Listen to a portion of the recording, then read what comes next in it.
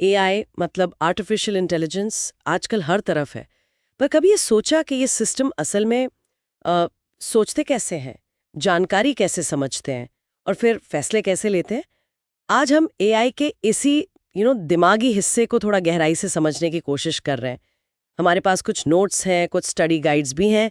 ये फोकस करते हैं नॉलेज रिप्रेजेंटेशन, रीजनिंग और प्लानिंग पर।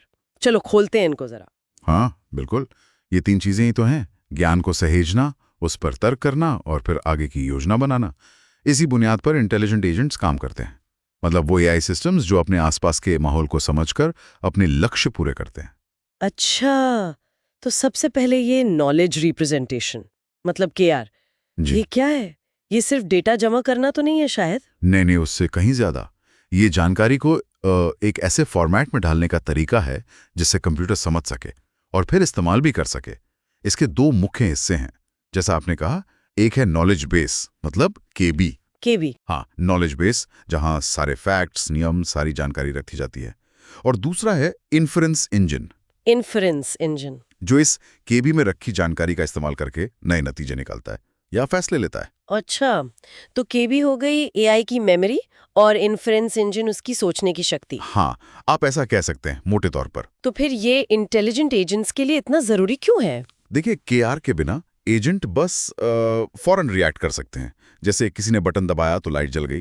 हाँ। केआर उन्हें संदर्भ समझने की क्षमता देता है, नतीजों का अंदाजा लगाने की और खासकर उन सिचुएशंस में काम करने की जहां पूरी जानकारी सामने नहीं है। पार्शियली ऑब्जर्वेबल एनवायरनमेंट्स जिसे कहते हैं। बिल्कुल, उन्हें अपने केबी, अपनी समझ के आधार पर छुपी हुई चीजों का अनुमान लगाना पड़ता है। इन नोट्स में जानकारी दिखाने के कई तरीके बताए गए हैं, जैसे लॉजिक आधारित तरीके, प्रपोजिशनल लॉजिक पीएल और फर्स्ट ऑर्डर लॉजिक एफओएल। हाँ, पीएल तो काफी सरल है, बस हाँ या नहीं वाले स्टेटमेंट्स। लेकिन इसकी सीमाएं हैं। एफओएल ज्यादा शक्तिशाली है। ये चीजों को, उनके गुणों को, उनके बीच के रिश्तों को दिखा सकता है। लेकिन कुछ मुश्किल भी होगी। हाँ, ये जटिल भी है, कंप्यूटेशनली महंगा पड़ सकता है। असली दुनिया की समस्याओं के लिए इसे पूरी तरह लागू करना अक्सर मुश्किल होता है। अच्छा, तो शायद इसीलिए दूसरे तरीके भी हैं, जैसे ये सिमेंटिक नेटवर्क्स और फ्रेम स्क्रिप्ट्स।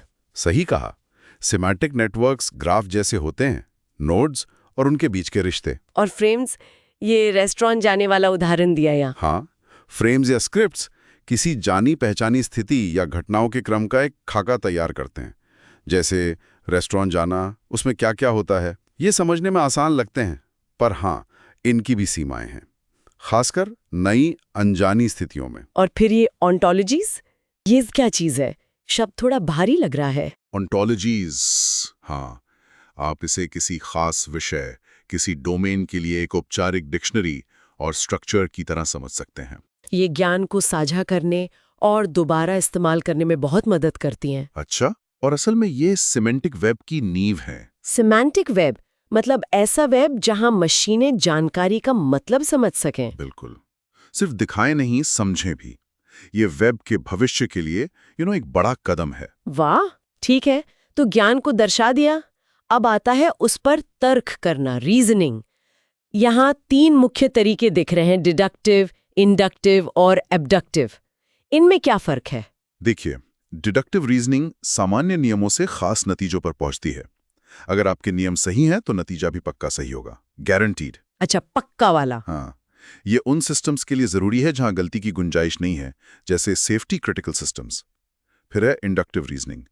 ये खास उदाहरणों को देखकर एक सामान्य नियम बनाने की कोशिश करती है, जैसे मशीन लर्निंग में होता है। बिल्कुल। नतीजा यहां पक्का नहीं होता, पर संभावित होता है। मशीन लर्निंग ज्यादातर इसी पर आधारित है, डेटा में पैटर्न खोजने के लिए। और ये तीसरा, एब्डक्टिव, ये कैसा है? एब्डक्टिव रीजनिंग सबसे अच्छी या सबसे संभावित व्याख्या ढूंढता है।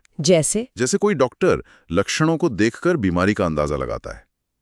ये अधूरी जानकारी से कारण का अनुमान लगाना है। अनिश्चितता से निपटने के लिए ये बहुत जरूरी है। समझ गई, डिडक्टिव, इंडक्टिव, एब्डक्टिव, ठीक है। और आखिर में है प्लानिंग, मतलब लक्ष्य तक पहुंचने के लिए कदमों की योजना बनाना। हाँ, इसके लिए एआई को तीन चीजें चाहिए होती हैं। एक, शुरुआती स्थिति क्या है। दो, लक्ष्य क्या है, कहां पहुंचना है। और तीन, कौन कौन से एक्शन या कदम उठाए जा सकते हैं। और हर कदम उठाने की शर्तें क्या हैं, प्रीकंडीशंस, और उसका असर क्या होगा, इफेक्ट्स। ये तो सुनने में थोड़ा सीधा लगता है, पर असल में शायद मुश्किल होगा। हाँ, सरल समस्याओं के लिए तरीके हैं, जैसे स्टेट स्पेस सर्च, नक्शे पर रास्ता खोजने जैसा, BFS, DFS, ए एल्गोरिदम्स, और मीन्स एंड एनालिसिस भी है। हाँ, मीन्स एंड एनालिसिस, ये देखता है कि लक्ष्य और मौजूदा स्थिति में कितना अंतर है और फिर उस अंतर को कम करने वाले कदम उठाता है। लेकिन असली दुनिया में प्लानिंग बहुत मुश्किल हो जाती है। बहुत सारे विकल्प होते हैं, अनिश्चितता होती है, बदलते हालात, संसाधन सीमित होते हैं। कहाँ इस्तेमाल होती है ये एडवांस प्लानिंग? अरे हर जगह, सप्लाई चेन मैनेजमेंट से लेकर रोबोटिक्स, स्वायत्त ड्राइविंग, अंतरिक्ष मिशन, बहुत जगह। तो अगर मैं संक्षेप में कहूँ तो एआई पहले केआर से ज्ञान को व्यवस्थित करता है, हाँ, फिर रीजनिंग से उस पर सोच विचार करता है, बिल्कुल, और फिर प्लानिंग से भविष्य के लिए कदम तय करता है। एकदम सही। यही तरीके हैं जो एआई को सिर्फ रिएक्ट करने वाले सिस्टम से आगे ले जाकर सोचने समझने वाले, लक्ष्य साधने वाले एजेंट बनाते हैं। और यहाँ एक बात सोचने के लिए छोड़ जाते हैं। हाँ, क्या होगा जब एआई इन अलग अलग तर्क शैलियों को, मतलब डिडक्टिव की निश्चितता, इंडक्टिव की पैटर्न खोजने की क्षमता और एब्डक्टिव की अनुमान लगाने की कला, इन्हें और बेहतर तरीके से मिलाना सीख जाएगा? क्या इससे वो ज्यादा क्रिएटिव बन पाएगा, इंसानों जैसी प्रॉब्लम सॉल्विंग क्षमता विकसित कर पाएगा, खासकर उन नई अप्रत्याशित स्थितियों में जिनका सामना उसने पहले कभी नहीं किया? ये एक बड़ा सवाल है।